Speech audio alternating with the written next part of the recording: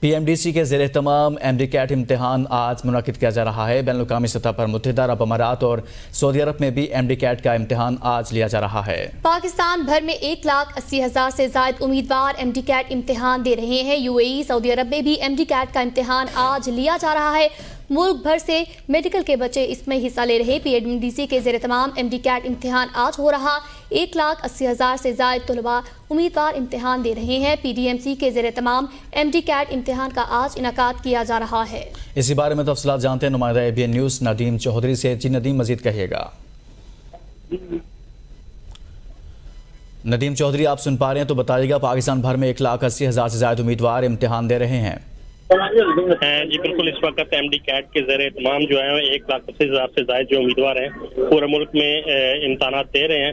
بین الاقوامی سینٹر میں جو ہے 382 اسٹوڈنٹس ہیں، پنجاب میں 66,875، جبکہ سندھ میں 40,528، خیبر پختونخوا میں 46,439 اور بلوچستان میں 9,230، گلگت میں 926 اور آزاد کشمیر میں 4,036 اور اسلام آباد میں 12,118 اسٹوڈنٹس جو ہے وہ حصہ لے رہے ہیں، جن کے رزلٹ کا جو ہے آج شام تک اناؤنس کر دیا جائے گا۔ جی ٹھیک، بہت شکریہ ندیم چودھری، اس حوالے سے آگاہ کر رہے تھے۔